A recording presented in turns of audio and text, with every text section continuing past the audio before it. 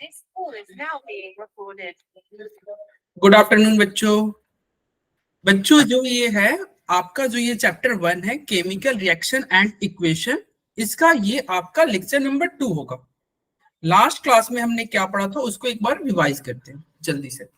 हमने last class में देखा था, एक हमने पैन लिया था और उसको ह्यूमिड एटमॉस्फेयर में जब हमने रखा था तो वो कुछ दिनों बाद वो पैन क्या हो गया था, ऑब्वियस सी बात है रस्ट हो जाएगा ना, अरे उसमें जंग लग जाएगी ना, जंग लग जाएगी। ठीक है, आप लोग को भी बोलना है, इंटरेक्ट करना है। ठीक है, क्लास में आप लोगों को बोलना है, इंटरेक्ट करना है, जिससे आपको अच्छे समझ में आएगा और क्लास इंटरेक्टिव होगा।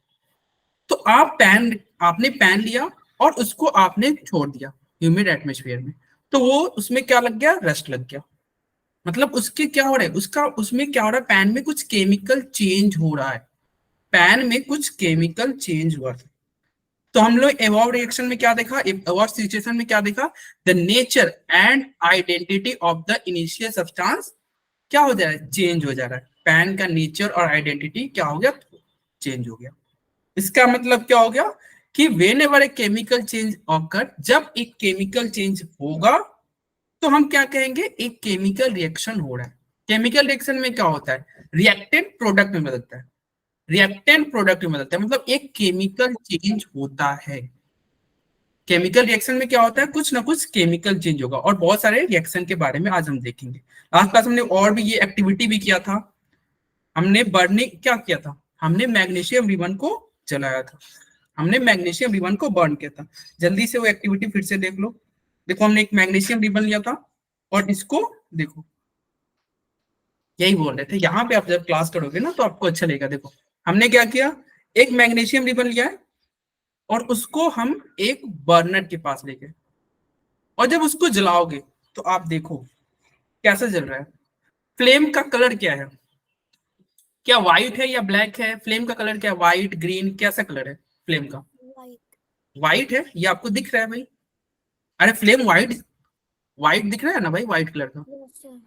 तो हमने क्या यहाँ पे नोटिस किया, हमने नोटिस किया कि जब आप मैग्नीशियम रिबन को जलाओगे, जब हम मैग्नीशियम रिबन को बर्न करेंगे तो एक व्हाइट डेजलिंग फ्लेम आपको दिखेगा। ठीक है, प्रोडक्ट में क्या बनेगा, तो जो प्रोडक्ट बनेगा उसको हम यहाँ पे, ये जो नीचे देखो एक हमारा प्रोडक्ट यहाँ पे है, कुछ व्हाइट कलर का ये पाउडर गिर रहा है, एक पाउडर गिर रहा है ना, ये पाउडर क्या है जल्दी बताओ, लास्ट क्लास में देखा था, magnesium oxide. Yes yes, magnesium oxide. Occurs आप लास्ट क्लास में एब्सेंट थे ना, समझ में आ रहा है ना ये? Yes, sir. Sir, I've done this, sir. You could say at this point I've done this around 1 billion times. Okay, तो देखो ये मैग्नीशियम रिबन को हमने जलाया तो आपको क्या मिल रहा है, मैग्नीशियम ऑक्साइड। मतलब ये क्या है, ये जो है ये क्या है, मैग्नीशियम ऑक्साइड है। और ये मैग्नीशियम ऑक्साइड का नेचर हमने क्या होता है, एसिडिक या बेसिक, क्या होता है अकर्स, क्या होता है मैग्नीशियम ऑक्साइड का nature? Sir, I think it's basic. Basic, yes, metal oxide are basic in nature. ये लास्ट हमने पढ़ा था, नॉन मेटल ऑक्साइड जैसे carbon dioxide acidic in nature होते हैं और metal oxide basic in nature होता है। मेटल ऑक्साइड क्या होता है, बेसिक इन नेचर। चलो इसको कैसे चेक करोगे, इसको चेक करने का तरीका क्या है, मैग्नीशियम ऑक्साइड बना, इसमें आप थोड़े से वाटर डालो और पीएच स्केल लेके जाओ। ठीक है, तो आपको पता चल जाएगा कि पीएच क्या होगा, पीएच इसका 7 से नीचे होगा। ठीक है, लिटमस पेपर से भी टेस्ट कर सकते हो। तो ये क्या होगा, नहीं बेसिक है ना तो 7 से ऊपर होगा, ये क्या हो जाएगा, 7 से ऊपर। ठीक है, बेसिक इन नेचर होता है। मैग्नीशियम ऑक्साइड क्या होगा, basic in nature. Metal oxide are basic in nature. तो ये हमने लास्ट क्लास में पढ़ा था। ये सारे रिएक्शन हमने पढ़ा था। क्या होता है जब भी केमिकल रिएक्शन होगा तो या तो चेंज इन स्टेट होगा, चेंज इन कलर होगा, कलर में कुछ चेंज आएंगे। ठीक है, कोई गैस इवॉल्व होगा, इट में पॉसिबल कोई गैस इवॉल्व हो, या फिर क्या हो सकता है टेम्परेचर में चेंज हो, या फिर क्या होगा कोई ना कोई प्रिसिपिटेट बने। ये सब केमिकल चेंज होते हैं, जब रिएक्शन होता है केमिकल रिएक्शन होता है तो ये सब चेंज हो सकते हैं। ठीक है, चलो यहां से आज का हमारा नया टॉपिक स्टार्ट हो रहा है। अभी तो हमने लास्ट क्लास में जो पढ़ा था उसको हमने रिवाइज किया। आज हम सीखेंगे कैसे रिएक्शन को बैलेंस करेंगे, बैलेंसिंग केमिकल इक्वेशन। ठीक है, कैसे रिएक्शन को बैलेंस किया जाएगा ये हम सीखेंगे। चलो भाई कैसे बैलेंस करते हैं, तो आपको ये बताओ, लॉ ऑफ कंजर्वेशन ऑफ मास कोई बता सकता है क्या, क्या होता है लॉ ऑफ कंजर्वेशन ऑफ मास, क्या करता है ये लॉ, कोई? हाँ बताओ आकर्ष। So, sir, as we can also see here, it basically says that matter cannot be created or not destroyed. It Yes. will be illustrated with an example. Let's say on one hand I have, let's say, 2 atoms, and on another one I have, let's say, 3. So I want to get the product of them. Let's say I'm doing a reaction between them to make a product. The product will always have 5 atoms, or either one atom will go somewhere else. It will never be destroyed nor created. I could not get like 6 atoms or 4 atoms. Yes. It will always be 5 atoms. So it basically means we cannot create matter, neither destroy it. Matter is always distributed somewhere else, even though if we are not able to see it. इसका मतलब matter same है तो उसका मास भी same होगा। जैसे आपने बोला 4 एटम 6 ले रहे हो तो 6 ही रहेगा, ठीक है। अगर 6 एटम ले रहे हो तो 6 है, इसका मतलब इनिशियल जो मास होगा वही तुम्हारा प्रोडक्ट का भी मास होगा। इट मींस जैसे matter neither created not destroy, इसका मतलब क्या हुआ, मास भी ना तो क्रिएट होगा ना तो डिस्ट्रॉय होगा, ठीक है। लॉ ऑफ कंजर्वेशन ऑफ मास क्या कहेगा, मास can neither be created not destroyed. एक केमिकल रिएक्शन में मास जो होता है वो फिक्स होता है, रिएक्टेंट का जितना मास होगा उतना ही प्रोडक्ट का मास होगा, ठीक है। अरे जैसे सोचो ना, अगर मान लो आप ये सैंड ले लो और सीमेंट ले लो, 1 kg सैंड लिया 1 kg सीमेंट लिया, दोनों को मिक्स करोगे 2 kg होगा, 2 kg होगा ना। 1 kg आपने सैंड लिया 1 kg सीमेंट लिया। या फिर अगर एक आप केजी चीनी ले लो 1 kg नमक ले लो, मिक्स करोगे तो 2 kg हो जाएंगे। तो mass can neither be created not destroyed, mass same होगा, केमिकल रिएक्शन में मास सेम होता है। That is the total mass of element present in the product of a chemical reaction has to be equal mass. ये एक reaction से हम देखेंगे, देखो ए है प्लस बी हमने किया, ए प्लस बी, ए बी बना, total mass of the reactant, जो मास रिएक्टेंट का जो मास है मतलब ए प्लस बी का जो मास होगा वही मास किसके बड़ा होगा, ए बी का मास, मतलब जो रिएक्टेंट का मास है वही प्रोडक्ट का मास है। Total mass of element in the reactant is equal to total mass of element in the product, ठीक है। अरे law of conservation of mass समझ में आया, mass neither created not destroy, reactant का जितना मास प्रोडक्ट का भी उतना ही मास होगा, ठीक है। चलो किसी को कुछ नहीं समझ में आएगा तो बोलेगा। यहाँ पे एक और हम ले रहे हैं एग्जांपल, हमने जिंक लिया सल्फ्यूरिक एसिड लिया, प्रोडक्ट क्या बनेगा, कोई बता सकता है? जिंक और सल्फ्यूरिक एसिड लोगे तो प्रोडक्ट क्या बनेगा, बताओ, कोई बता सकता है? जिंक मतलब क्या हो गया Zn, सल्फ्यूरिक एसिड मतलब H2SO4, Zn plus H2SO4, product आपका क्या बनेगा? तुषार आप आज थोड़ा लेट से ज्वाइन किए हो, आई थिंक 5 मिनट लेट से ज्वाइन किए हो। क्या होगा तुषार, प्रोडक्ट बताओ। ZnSO4। यस, ZnSO4 और hydrogen, yes, zinc sulphate and hydrogen. Hydrogen का एक बहुत अच्छा टेस्ट होता है जो कि पॉप साउंड से हम चेक करते हैं। पॉप साउंड अगर आप पढ़े होगे मतलब आगे के चैप्टर तो आप देखोगे, हालांकि हम यहाँ पे बात करेंगे हाइड्रोजन टेस्ट आगे के चैप्टर में। तो हमने जिंक लिया, सल्फ्यूरिक एसिड लिया, जिंक सल्फेट और हाइड्रोजन बनेगा, जिंक सल्फेट और क्या बनेगा, हाइड्रोजन। Zn प्लस H2SO4 क्या बनेगा भैया, जिंक ZnSO4 और ये H2 बना, ठीक है। एक तरह से ये कैसा रिएक्शन है, अगर कोई पूछेगा ये कैसा रिएक्शन है, इस तरह के रिएक्शन क्या बोल, हाँ बोलो Tushar. Displacement. Yes, displacement reaction है क्या ये, क्या ये डिस्प्लेसमेंट रिएक्शन है?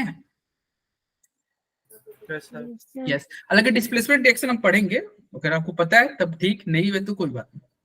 अरे जिंक क्या कर रहा है, हाइड्रोजन को डिस्प्लेस करते हैं ना, H2 को बाहर निकाला, इसका मतलब क्या है, एक डिस्प्लेसमेंट रिएक्शन है। डिस्प्लेसमेंट रिएक्शन क्या होता है हम लोग पढ़ेंगे डिटेल में, अभी तो हम बस बैलेंसिंग, हमारा टारगेट है बैलेंस करना। तो देखो बैलेंस कैसे करेंगे, सबसे पहले आप एक टेबल बनाओ, ठीक है। एक तरफ आप क्या करो, एक तरफ आप रिएक्टेंट, मतलब हमने क्या लिया, एक टेबल लिया, we know that in it's a reaction as its evolution gas।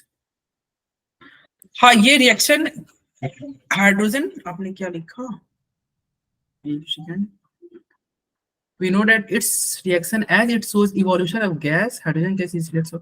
हाँ ये हाइड्रोजन गैस के फॉर्म में ये निकलेगा, हाइड्रोजन गैस के फॉर्म में निकलेगा, ठीक है। देखो ये क्या है एलिमेंट, आप बैलेंस कैसे करेंगे, सबसे पहले जिंक लो, रिएक्टेंट साइड में जिंक कितने हैं, नंबर ऑफ एटम जिंक के रिएक्टेंट साइड में कितने हैं, 1 है कि नहीं, Yes, sir. रिएक्टेंट साइड में 1 है, प्रोडक्ट साइड में भी जिंक कितने हैं, 1 है, 1. प्रोडक्ट में भी जिंक 1 है ना, हाँ 1 है। अब लेते हैं सेकंड में एलिमेंट है हमारा हाइड्रोजन, हाइड्रोजन रिएक्टेंट साइड में कितने हैं, 2 है ना, अरे H2SO4 में 2 हाइड्रोजन है, तो क्या हो गया, हाइड्रोजन 2 हो गए। प्रोडक्ट में हाइड्रोजन कितने हैं, हाइड्रोजन प्रोडक्ट में भी, प्रोडक्ट में कितने एटम है, 2, हाइड्रोजन कितने एटम है, प्रोडक्ट में 2 है, कितने हैं, 2, ठीक है। चलो ये हम 2 लेते हैं। अब लेते हैं सल्फर, सल्फर रिएक्टेंट साइड में कितने हैं, 1, कितने एटम है सल्फर के, 1 एटम है ना, 1 Yes, sir. एटम है। देखो ये येलो होता हुआ दिख रहा है ना आपको, अब बोलोगे तो मैं जूम Yes, क्या हो गया, 1, ठीक है। उसके बाद में और प्रोडक्ट में सल्फर कितने हैं, प्रोडक्ट में भी सल्फर 1 है, कितने हैं, सल्फर कितने हैं, एटम 1। और बचा ऑक्सीजन, ऑक्सीजन रिएक्टेंट साइड में कितने हैं, ऑक्सीजन के कितने एटम है, 4, 4. ऑक्सीजन के 4 है, और प्रोडक्ट में भी ऑक्सीजन के कितने एटम है, 4। इसका मतलब ये सब के सब सेम है, जितने रिएक्टेंट उतने ही प्रोडक्ट, जितने एटम रिएक्टेंट के उतने ही एटम प्रोडक्ट के। इट मींस ये रिएक्शन क्या है, बैलेंस है, ये रिएक्शन क्या है आपका, बैलेंस है ना, अरे बोलो ये बैलेंस है, यहाँ पे हमें कुछ नहीं करना, ये ऑलरेडी बैलेंस है। तो ये तो बैलेंस था, कोई दिक्कत नहीं। अगला एग्जांपल लेंगे जिसमें कोई बैलेंस नहीं होगा, ठीक है। एज पर law of conservation of mass, law of conservation of mass से हम क्या देख रहे हैं, हमने क्या देखा यहाँ पे, हमने देखा जितने एटम रिएक्टेंट साइड में उतने ही एटम प्रोडक्ट साइड में, नंबर ऑफ एटम क्या है, सेम है, नंबर ऑफ एटम क्या है, सेम है, इसलिए ये रिएक्शन क्या है, बैलेंस है, रिएक्शन क्या है, बैलेंस। चलो आगे बढ़ते हैं स्टेप, अब एक और रिएक्शन लेते हैं। सबसे पहले स्टेप 1 में क्या करेंगे, जो भी रिएक्शन होगा उसको लिख दो, रिएक्टेंट और प्रोडक्ट लिख दो, ड्रॉ द। उसके बाद हम क्या करेंगे, एक बॉक्स बनाएंगे, जैसे अभी हमने लास्ट एग्जांपल में एक बॉक्स बनाया था ना, तो चलो एक बॉक्स बनाते हैं। चलो ये रहा हमारा एक टेबल आ गया, ठीक है। लिस्ट द नंबर ऑफ, अब फिर से वही करेंगे कि बैलेंस करने के लिए बताओ रिएक्टेंट साइड में आयरन कितने हैं, रिएक्टेंट साइड में आयरन कितने हैं, जल्दी बताओ, 1, आयरन में कितने एटम है, 1 है ना, Yes, sir. लेकिन प्रोडक्ट साइड में आयरन के कितने एटम है, 3. 3 है, प्रोडक्ट साइड में आयरन के 3 एटम है। इसका मतलब आयरन बैलेंस नहीं है, आयरन के एटम बैलेंस नहीं है। लॉ ऑफ कंजर, हाँ हमें बैलेंस करने के लिए क्या करना होगा, आयरन को 3 से मल्टीप्लाई करना होगा, किसके आयरन को, रिएक्टेंट या प्रोडक्ट को,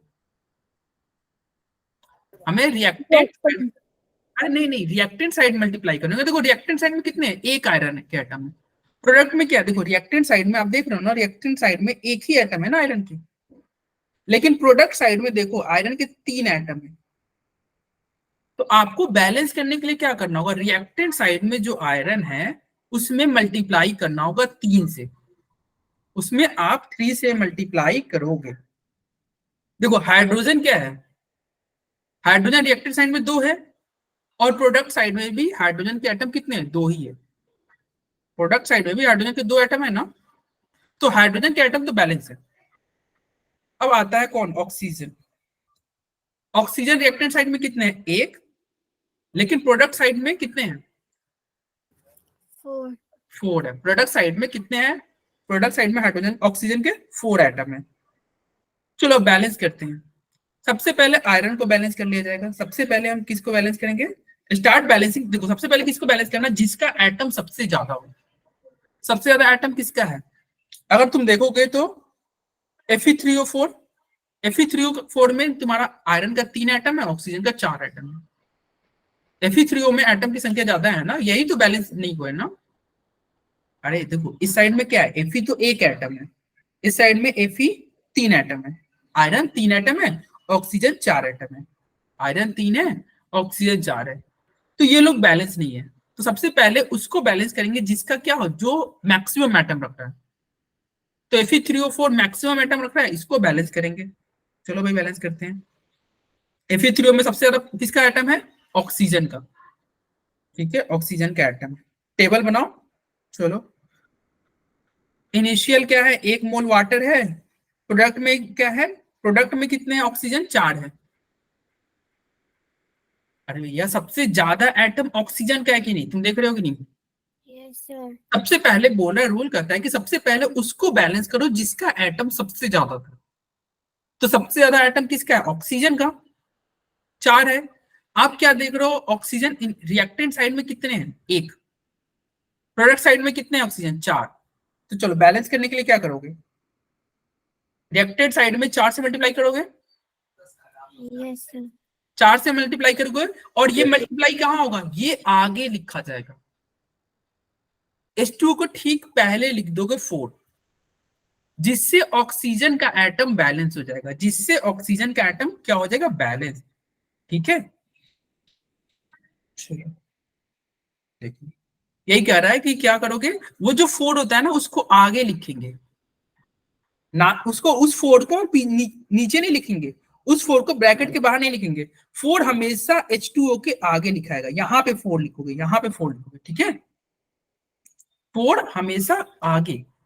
बैलेंस करेंगे ना, तो जो भी आपको नंबर लिखना होगा वो उसके आगे लिख देंगे, उसके पहले लिख देंगे, उसको कोफिशिएंट में ले जाएंगे, उसके कोफिशिएंट में ले जाएंगे। तो लो 4 आ गया, 4 आ गया। ठीक है, अब आते हैं आगे। We can not alter the formula of the compound और element to equalize the number. हम मतलब क्या करेंगे भाई? बैलेंस करना है तो ऑब्वियस बात है, अल्टर वगैरह नहीं करेंगे, हम कुछ और कंपाउंड नहीं बनाएंगे। एक्चुअली तुम अगर 4 बाद में लिख देते तो कुछ और कंपाउंड हो जाता। हमेशा वो जो बैलेंस करोगे ना, तो उसके कोफिशिएंट में वो जो नंबर जो लिखोगे वो कोफिशिएंट में लिखोगे। चलो ऑक्सीजन तो बैलेंस हो गया, बहुत अच्छी बात है। लेकिन अभी भी बहुत लोग बैलेंस नहीं है, जैसे आयरन बैलेंस नहीं है, हाइड्रोजन भी बैलेंस नहीं है, हाइड्रोजन भी बैलेंस नहीं है, आयरन Fe भी बैलेंस नहीं है। चलो तो Fe को बैलेंस करेंगे, ठीक है, और हाइड्रोजन को बैलेंस करेंगे। Let us balance hydrogen atom in the partly balance equation. अब हम क्या करेंगे? हाइड्रोजन को बैलेंस कर रहे हैं, हाइड्रोजन को बैलेंस करेंगे। बताओ रिएक्टेंट साइड में हाइड्रोजन कितने एटम हो गए? अब 8। रिएक्टेंट साइड में 8 हो गए ना? अरे सबको समझ में आ रहा है? रिएक्टेंट साइड में हाइड्रोजन के 8 हो गए। 4 इंटू 2 क्या हो गया? 8। हाइड्रोजन के एटम क्या हो गया? 8 एटम। लेकिन प्रोडक्ट साइड में हाइड्रोजन कितने एटम है? मात्र 2 एटम है। क्योंकि ये 8 है, ये 2 है, बैलेंस करने के लिए क्या करोगे? प्रोडक्ट साइड में आप 4 से मल्टीप्लाई कर दोगे कि नहीं? अरे इसको 4 से मल्टीप्लाई करोगे तो बैलेंस नहीं हो जाएगा?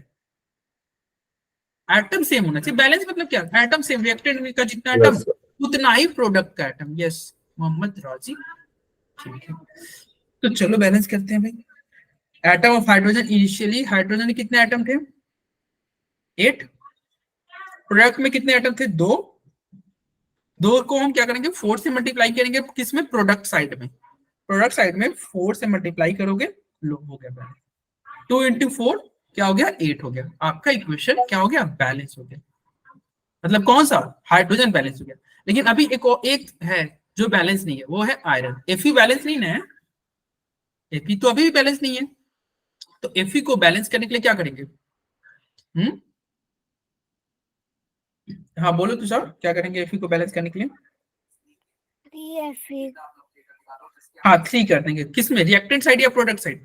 on reactant side. Yes, reactant side में 3 से मल्टीप्लाई करोगे।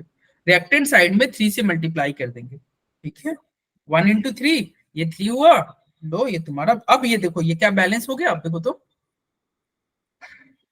चेक करो क्या ये बैलेंस है? रिएक्टेंट में कितने आयरन? रिएक्टेंट में 3 है। प्रोडक्ट में कितने आयरन? प्रोडक्ट में भी 3 है। रिएक्टेंट में कितने ऑक्सीजन? 4 ऑक्सीजन। प्रोडक्ट में भी कितने ऑक्सीजन? 4 ऑक्सीजन। रिएक्टेंट में 8 हाइड्रोजन, प्रोडक्ट में हाइड्रोजन कितने एटम? 8 एटम। तो बैलेंस हो गया। एटम जो हो गया अब जो है वो बैलेंस हो गया, है ना? ठीक है, चलिए बैलेंस हो गया। This method of balancing chemical equation is called hit and trial method. ये जो हमारा मेथड है, जो जिससे हम बैलेंस कर रहे हैं, ये हमारा हिट एंड ट्रायल मेथड है। हम क्या एक तरह से मतलब हम तुक्का चला रहे हैं कि हाँ भाई देख रहे हैं कि हाँ ये आयरन कितना था? 3 था, 3 मतलब एक क्या है, एक तरह से हम हिट एंड ट्रायल कर रहे हैं। तो हमारा ये क्या है? हिट एंड ट्रायल मेथड है, और हमारा इक्वेशन ये बैलेंस है।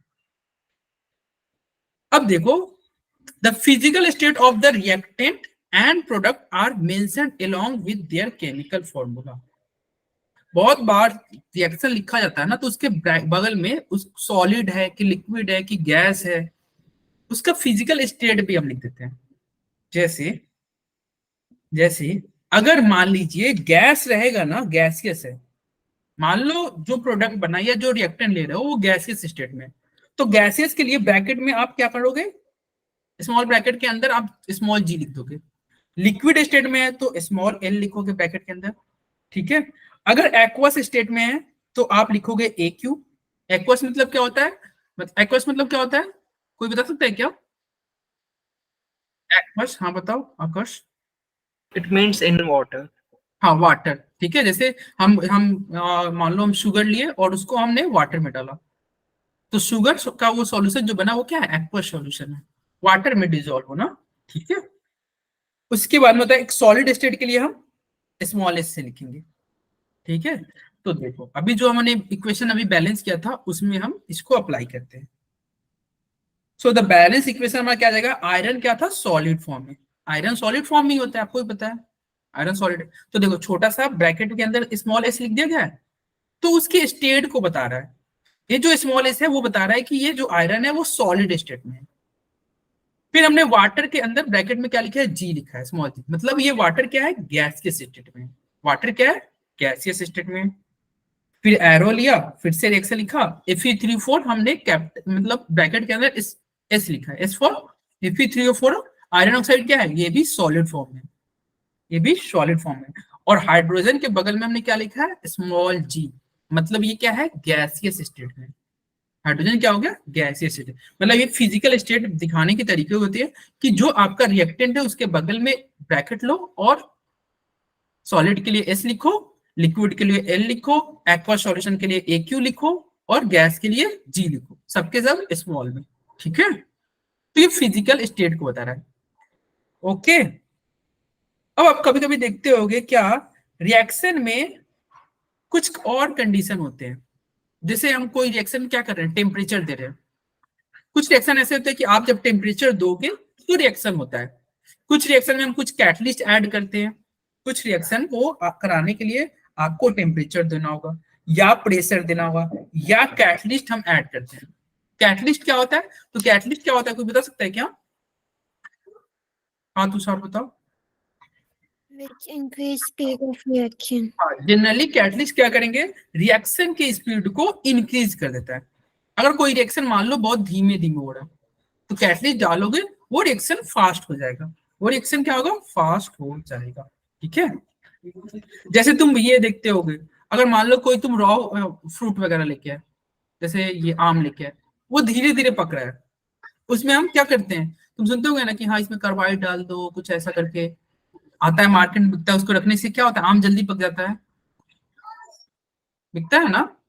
कोई फल को अगर पकाना है, अगर वो धीमे धीमे पक रहा है, ऐसे तुम रखे हो तो मान लो 4 दिन में पक रहा है, मार्केट से फल पकाने वाला आता है ना कार्बाइड करके, तो उसको डाल देंगे तो फल आपका जल्दी पक जाएगा। तो वही काम कैटलिस्ट भी करता है। कैटलिस्ट क्या करता है, कोई रिएक्शन धीमे धीमे हो रहा है, ठीक है, उसमें कैटलिस्ट डालो वो बहुत फास्टली होगा, वो रिएक्शन फास्टली हो जाएगा और आपको प्रोडक्ट जल्दी बन जाएगा। हाँ आकर्ष बोलो। So the plant hormone that helps in ripening of the mangoes is called ethylene. It basically speeds up the process of ripening of mangoes, as you mentioned. Yes. The hormone that helps in that is named ethylene. Okay. चलो यहाँ पे अब आगे बढ़ते हैं। यहाँ पे CO क्या है, गैसियस फॉर्म में था, ठीक है, और H2 गैसियस फॉर्म में। अब यहाँ पे देखो एरो के ऊपर हमने प्रेशर लिखा, प्रेशर क्या लिखा हमने 340 atm, मतलब कंडीशन जो भी कंडीशन होगा ना उसको एरो के ऊपर लिखा जाता है। रिएक्शन में एरो के ऊपर आप क्या लिखोगे, कंडीशन, जैसे 340 atm लिखिए, atm एटमॉस्फेरिक प्रेशर, ठीक है। उसके बाद में ये प्रोडक्ट बन गया। तो यही बता रहा है कि कोई भी रिएक्शन का कुछ कंडीशन होगा ना उसको एरो के ऊपर लिख देना। एक और एग्जांपल लेते हैं, जैसे हमने कार्बन डाइऑक्साइड लिया, और ये जो भी हम एग्जांपल ले रहे हैं ना ये सारे एनसीईआरटी के एग्जांपल हैं। आप एनसीईआरटी की बुक लोगे तो सारे एग्जांपल एनसीईआरटी में है, ठीक है। तो आप क्लास के बाद एनसीईआरटी बुक को पढ़ना एक बार, क्या लिया हमने, कार्बन डाइऑक्साइड लिया, फिर वाटर लिया, इसको हमने सनलाइट डाला, जब कंडीशन सनलाइट, उसको एरो के ऊपर लिखेंगे, जो भी कंडीशन होगा ना, जैसे टेम्परेचर, प्रेशर, सनलाइट, कैटलिस्ट, उसको एरो के ऊपर लिखते हैं। उसको कहाँ लिखते हैं? एरो के ऊपर। तो हमने एरो के ऊपर क्या लिखा? हमने लिखा सनलाइट। हमने क्या लिखा? सनलाइट। और क्या है ये? क्लोरोफिल। प्रोडक्ट बना C6H12O6, ठीक है, C6H12O6, और क्या बन रहा है? O2। तो इस तरह से क्या ये रिएक्शन बैलेंस है? देखो तो CO2 प्लस H2O जो बना आपका प्रोडक्ट C6H12O6, क्या ये बैलेंस है? बैलेंस है कि नहीं? ये चेक करने का तरीका क्या है? सबसे पहले देखो, रिएक्टेंट में कार्बन कितने? 6, प्रोडक्ट में कार्बन कितने? 6, हाइड्रोजन रिएक्टेंट में कितने हैं? 12 इंटू 2, 24, और हाइड्रोजन यहाँ पे कितने हो रहे हैं? हाइड्रोजन 12 है। क्या ये बैलेंस हो रहा है? क्या ये तो 12 है ना, कम हो गया ना हाइड्रोजन? Yes, sir. अभी ये बैलेंस नहीं, अरे कुछ छूट छोड़ दिया है क्या हमने? यहाँ हमने वाटर छोड़ दिया था। प्रोडक्ट में क्या होगा? वाटर भी बनेगा। तो अब देखो, अभी ये बैलेंस है कि नहीं? हाइड्रोजन, हाइड्रोजन भी बैलेंस है ना? Yes, sir. हाइड्रोजन बैलेंस है, ठीक है। ऑक्सीजन बैलेंस है क्या? ऑक्सीजन इधर कितने हैं? 6 2 12, और यहाँ पे भी 12 12 12 24 ऑक्सीजन है।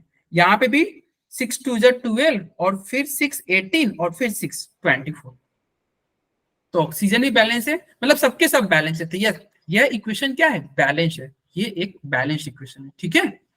तो बैलेंसिंग समझे? बैलेंसिंग का तरीका क्या होता है? जो भी आपको सबसे ज्यादा एटम, जो एटम सबसे ज्यादा होगा ना, उसको पहले आप बैलेंस करोगे। जो एटम सबसे ज्यादा होगा उसको बैलेंस करोगे, फिर क्या करोगे?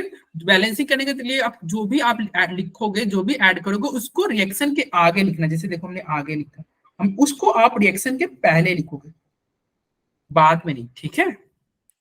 और ये हीट एंड ट्रायल मेथड से हम इसको इजिली बैलेंस कर लेंगे। ओके, चलो केमिकल रिएक्शन। अब हम आते हैं types of chemical reaction. Chemical reaction के कुछ types. We have learned that during a chemical reaction, atoms of one element don't change into those of another element. मतलब ऐसा थोड़ी है कि तुम रिएक्टेंट में हाइड्रोजन लो और प्रोडक्ट में फास्फोरस अपने से आ जा रहा है, या कैल्शियम अपने से आ जा रहा है। नहीं, रिएक्टेंट में जो जो एटम लोगे, प्रोडक्ट में वही वही एटम होंगे। ऐसा थोड़ी होगा कि हम रिएक्शन में, मतलब रिएक्टेंट साइड में कार्बन लिए हैं और प्रोडक्ट साइड में हमको यूरेनियम मिल गया, ऐसा थोड़ी होगा। अरे हम ऐसे होता है ना, जैसे आप ये सुनते होगे कि बोया पेड़ बबूल का आम, मतलब जिसकी तुम पेड़ लगाओगे उसी का फल होगा।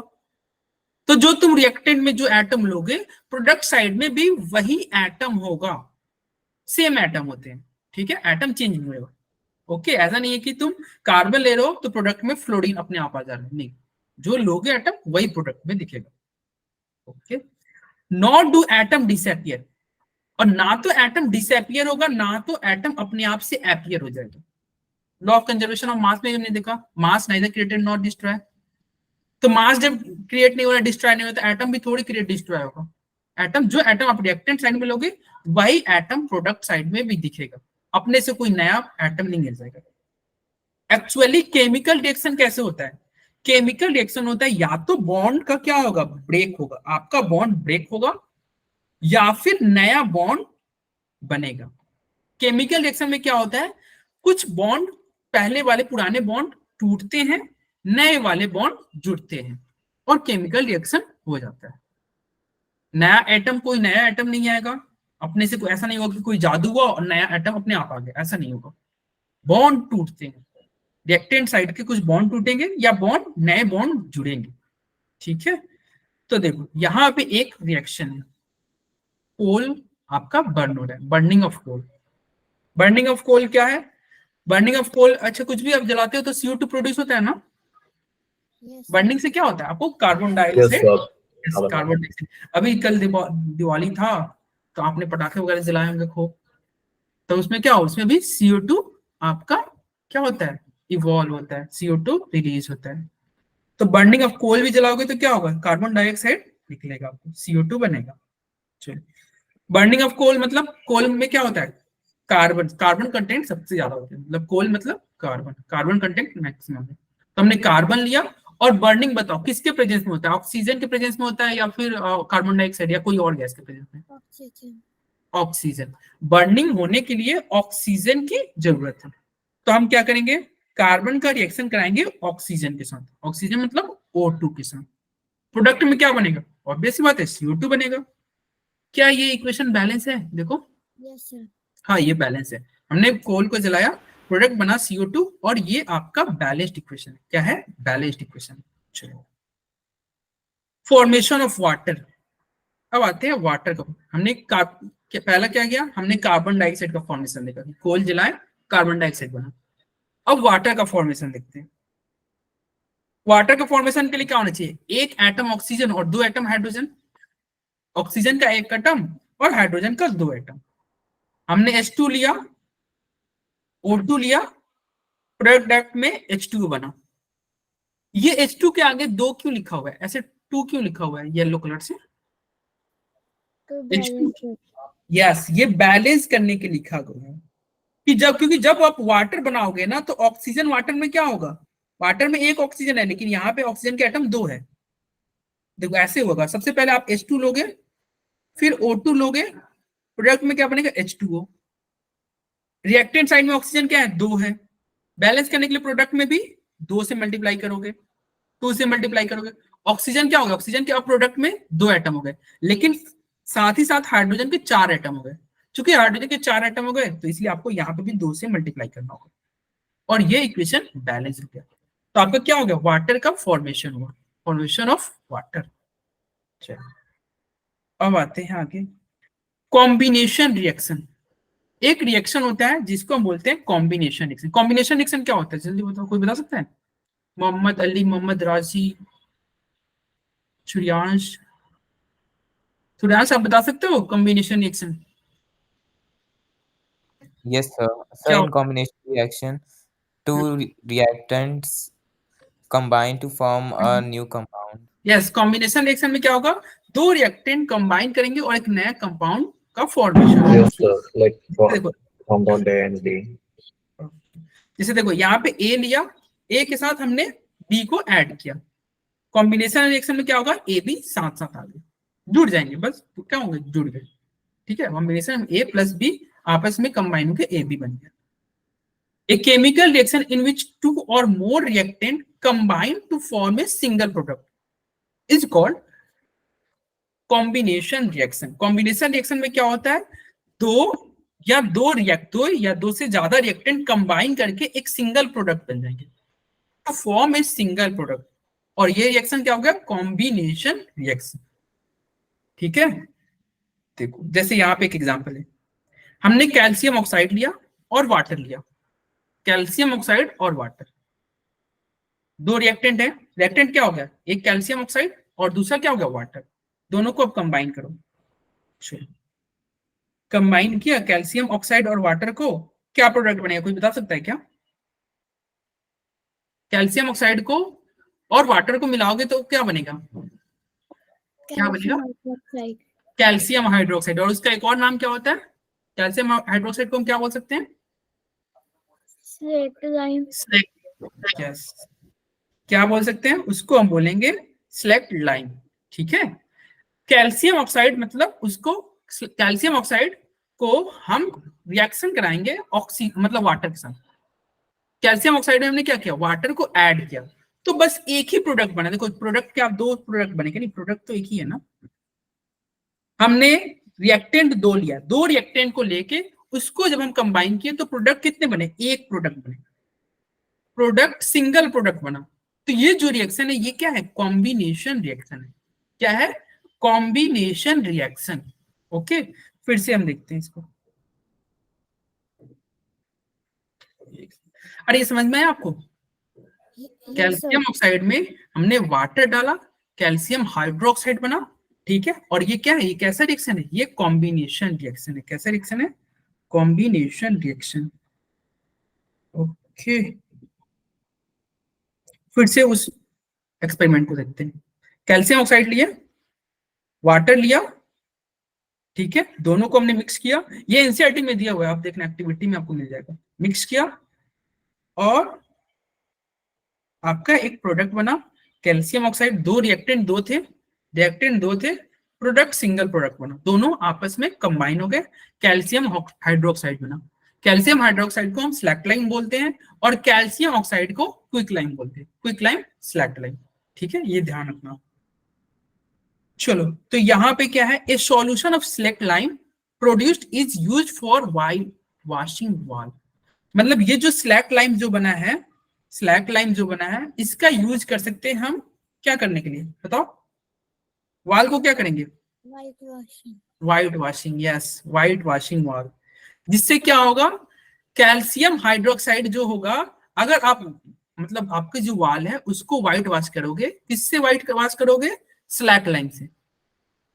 जो ये स्लैक्टलाइन जो बना है, जो ये स्लैक्टलाइन जो बना है प्रोडक्ट में, अरे ये क्या हो गया, ये यही तो है ना क्विक लाइन, मतलब क्विक लाइन में वाटर डाले हो। अरे हम लोग घर वगैरह को, ये जैसे गांव वगैरह में होते हैं ना, चूने से पेंट करते हैं, पेंट नहीं करता है, ठीक है? तो हमने क्विक लाइन लिया मार्केट में से, ये पैकेट आता है, किसी का पैकेट आता है या बोरी में भी आते हैं, उसको लिया हमने, वाटर में डाला और उसको हमने मिक्स किया, हमारा क्या बन गया? स्लैक्टलाइन। अब उस स्लैक्टलाइन को लेके, मतलब स्लैक्टलाइन का यूज करके हम दीवार को पेंट कर सकते हैं, जो हमारी वॉल होंगे उसको हम पेंट कर सकते हैं। इससे क्या होगा, पहले तो वो जो आप वॉल पेंट करोगे ना, वो लेस वाइट दिखेगा, मतलब जिस दिन पेंट करोगे ना, वो बहुत ज्यादा उजला कलर का नहीं दिखेगा, लेस वाइट रहेगा। लेकिन 2-3 दिनों बाद आपका जो वॉल है बहुत अच्छा से दिखेगा, वाइट हो जाएगा। ऐसा क्यों? जब हमने पेंट किया, जिस दिन हमने पेंट किया उस दिन वो उतना वाइट नहीं दिख रहा है, लेकिन कुछ दिनों बाद, 2 या 3 दिनों बाद, वो बहुत अच्छा, बहुत वाइट हो जाएगा। ऐसा क्यों? कोई बता सकता है क्या? अरे बोलो, कोई बता सकता है? जब हमने सिलेक्ट लाइन से अब वॉल को हमने पेंट किया, तो फर्स्ट ऑफ ऑल, हाँ बताओ, मोहम्मद राजी बताओ। So as the snake line get exposed to carbon dioxide in the air, what happens is that the reaction occurs where it gets changed to calcium carbonate, and then it turns more white because the appearance of calcium carbonate is like that. Calcium carbonate, वो calcium carbonate कैसे बन रहा है, किसके साथ mixed with carbon dioxide? Yes, carbon dioxide, yes, सही बोल रहा हूँ। तो मतलब जो हमारा जो कैल्शियम हाइड्रोक्साइड जो बना था, ठीक है, कैल्शियम हाइड्रोक्साइड जो बना था, वो क्या होगा, कैल्शियम, देखो हमने वॉल पे क्या किया, हमने पेंट किया कैल्शियम हाइड्रोक्साइड का। अरे मोहम्मद राजी, आप अपने आप को म्यूट कर लो। हमने क्या किया, कैल्शियम हाइड्रोक्साइड का पेंट किया। हमारे एटमॉस्फेयर में कार्बन डाइऑक्साइड है, हाँ भाई है, तो कार्बन डाइऑक्साइड क्या करेगा, कैल्शियम हाइड्रोक्साइड के साथ रिएक्शन करेगा और क्या बना देगा, कैल्शियम कार्बोनेट। कैल्शियम कार्बोनेट का फॉर्मेशन करेगा, और कैल्शियम कार्बोनेट का फॉर्मेशन जैसे ही होगा, तो वो जो वॉल होगा वो बहुत अच्छे से, बहुत वाइट दिखेगा, आपको वाइट दिखेगा। ठीक है, एक्चुअली जो मार्बल का जो केमिकल फॉर्मूला होता है वो भी क्या होता है, कैल्शियम कार्बोनेट ही होता है। देखना यहाँ पे, कैल्शियम कार्बोनेट फॉर्म होगा कितने, 2 से 3 दिनों बाद। 2 से 3 दिनों के बाद कैल्शियम कार्बोनेट का फॉर्मेशन हो जाएगा। जो आपका कैल्शियम हाइड्रोक्साइड था वो CO2 के साथ रिएक्ट करेगा और कैल्शियम कार्बोनेट का फॉर्मेशन होगा। कैल्शियम कार्बोनेट का जैसे ही फॉर्मेशन होगा, आपका वॉल बहुत ज्यादा शाइनी हो जाएगा। ठीक है, बहुत शाइनी हो जाएगा। और हम क्या जानते हैं, कैल्शियम कार्बोनेट जो फॉर्मेशन हुआ, एक्चुअली मार्बल का फॉर्मूला भी क्या होता है, कैल्शियम कार्बोनेट होता है। जो हमारा मार्बल होता है वो भी क्या है, कैल्शियम कार्बोनेट। तो देखो यही रिएक्शन हुआ था जब हम पेंट करके हमने छोड़ दिया वॉल को सब। तो क्या हो गया, हमने पेंट किया था कैल्शियम हाइड्रोक्साइड से, मार्केट से हमने कैल्शियम ऑक्साइड खरीद के लाया, उसमें हमने वाटर मिलाया, और वो जैसे ही वाटर मिलाने के बाद हमने ब्रश में लगाया और दीवार को पेंट कर दिया। यानी कि दीवार पे क्या आ गया, वॉल पे क्या आ गया, कैल्शियम हाइड्रोक्साइड आ गया। यस, आप रिएक्शन सही लिख रहे हो आकर्ष, आपका रिएक्शन सही है। ठीक है, चलो, तो ये वॉल पे क्या आ गया, कैल्शियम हाइड्रोक्साइड आ गया। अब ये कैल्शियम हाइड्रोक्साइड एटमॉस्फेयर में जो प्रेजेंट है क्या, CO2, जो CO2 है उससे रिएक्शन करेगा और क्या प्रोडक्ट बनाएगा, प्रोडक्ट बनाएगा आपका कैल्शियम कार्बोनेट। कैल्शियम कार्बोनेट का फॉर्मेशन करेगा और इसके साथ ही क्या बनेगा, वाटर, इसके साथ वाटर बनेगा। और ये क्या हो गया, आपका कैल्शियम कार्बोनेट का फॉर्मेशन हुआ। और क्या होता है, इंटरेस्टिंग बात क्या है कि जो मार्बल जो होता है ना, हम लोग जो घर में मार्बल लगाते हैं, उसका ही फॉर्मूला कैल्शियम कार्बोनेट है। और आपको पता है मार्बल कितना चमकता है, तो दीवार पे समझो, अगर वॉल पे मार्बल का फॉर्मूला कैल्शियम कार्बोनेट आ गया तो आपका वॉल ऑब्वियस ही बात है चमकेगा, ठीक है, एक शाइनिंग आएगा। ये रिएक्शन देखोगे तो ये ऑलरेडी आई थिंक बैलेंस है, यस बैलेंस है। तो चलो ये जो है एक्सोथर्मिक रिएक्शन और एंडोथर्मिक रिएक्शन, इसको हम नेक्स्ट क्लास में इसको कंटिन्यू करेंगे। यहाँ पे एक पोल आपके सामने एक जनरेट कर दे रहे, इसको आप आंसर कर दो और फिर क्लास को हम ओवर करते हैं, ठीक है। एक पोल है, इसको आप आंसर कर दो। Okay, burning of a coal is, अभी हमने कोल का बर्निंग देखा था, वो कैसा रिएक्शन होता है? हाँ आकाश आप सही बोल रहे हो, एक्सोथर्मिक में हीट बाहर निकलता है, एंडोथर्मिक में हीट आपका क्या होगा, हीट क्या होगा, रिलीज होगा या एब्जॉर्ब होगा? हीट एब्जॉर्ब होगा। ओके, तो चलो देखो जो नेक्स्ट क्लास में मैं जल्दी से दिखा रहा हूँ, देखो इसमें बहुत इंटरेस्टिंग स्लाइड है जो कि आगे क्लास में आपको मिलेंगे। प्रैक्टिकल एक्टिविटी, देखो केमिस्ट्री क्लास आप अटेंड करोगे ना, यहाँ पे आपको बहुत इंटरेस्ट, देखो बुक में उतना अच्छे से नहीं समझ में आता होगा मे भी आपको, लेकिन जब हम इसके एक्सपेरिमेंट करेंगे, देखो हमने ये नेक्स्ट क्लास में हम करेंगे। हमने सल्फर लिया था, सल्फर के साथ इसमें क्या लिया था, आयरन, सल्फर के साथ आयरन लिया है और इसको हीट किया है, धीरे धीरे क्या होगा, आयरन सल्फाइड बनेगा। ये सब हम नेक्स्ट क्लास में देखेंगे। डिकम्पोजिशन वगैरह बहुत अच्छे रिएक्शन है, ये सारे नेक्स्ट क्लास में। ये भी ये तुम पढ़ के आना, हीटिंग ऑफ कैल्शियम कार्बोनेट। अभी हमने कैल्शियम कार्बोनेट के बारे में थोड़ा बहुत पढ़ा ही। कैल्शियम कार्बोनेट देखो, अभी हमने वॉल पे क्या किया था, कैल्शियम कार्बोनेट ही बना था ना, या स्लैक लाइम हम लिए थे, हमने क्या लिया था, कैल्शियम हाइड्रोक्साइड से पेंट किए थे। 2-3 दिनों बाद क्या बना था, कैल्शियम कार्बोनेट, वॉल पे क्या हो गया था, कैल्शियम कार्बोनेट बन गया था, जिसकी वजह से आपका वॉल चमक रहा था। अब वो जो कैल्शियम कार्बोनेट बना है उसको अगर हीट किया जाए तो क्या होगा, कैल्शियम कार्बोनेट को हीट करेंगे तो क्या होगा। तो देखो ये बड़ा अच्छा एक्सपेरिमेंट है, देखो क्या हो रहा है, देखो हीट कर रहे हैं तो देख रहे हो CO2 निकल रहा है, और आपको दिख रहा होगा, पहले देखना कुछ देर पहले, ये जो सेकंड बीकर है जिसमें कैल्शियम हाइड्रोक्साइड है, लाइम वाटर है, वो देखो उसका कलर तो आपको मतलब ट्रांसपेरेंट टाइप का है, थोड़ी देर बाद आप देखना इसका कलर क्या होगा, टर्न्स मिल्की। ये सब हम नेक्स्ट क्लास में पढ़ेंगे, ठीक है। वो एक्सपेरिमेंट है, जो भी आपके एनसीईआरटी में जितने भी एक्टिविटी है ना, यहाँ पे वो सारी एक्टिविटी करके देखेंगे। जैसे कि ये एक्टिविटी भी है फेरस सल्फेट वाले, एनसीईआरटी में है ना फेरस सल्फेट, देखो यहाँ पे ये ग्रीन कलर है, बुक में तो हम बस रटते रहते हैं कि हाँ ग्रीन कलर है, हीट करेंगे तो क्या होगा, हीट करेंगे तो बताओ किसी को पता है क्या होगा, क्या होगा हीट करने पे, सब नेक्स्ट क्लास में देखो। देखो व्हाइट हो गया ना, तो ये देखो केमिस्ट्री क्लास जो होगी ना यहाँ पे बहुत इंटरेस्टिंग होगी, तो आप प्रैक्टिकली होते हुए देखो तो कितने अच्छे से। हमने फेरस सल्फेट की क्रिस्टल लिया, उसको हमने हीट किया, कलर चेंज देखो, स्मेल भी होगा, कुछ स्मेल रिलीज होगा, ठीक है। स्मेल किसकी वजह से होगा वो सब हम नेक्स्ट क्लास में पढ़ेंगे।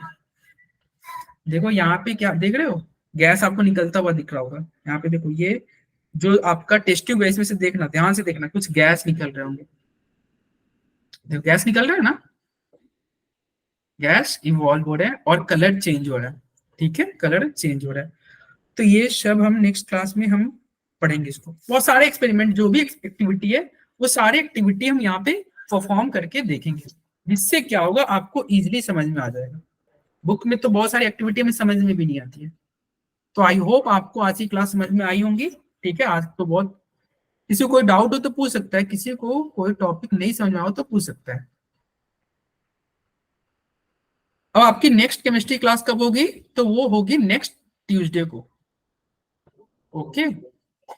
शेड्यूल आपको पता ही है ना, ट्यूसडे को होती है क्लास 3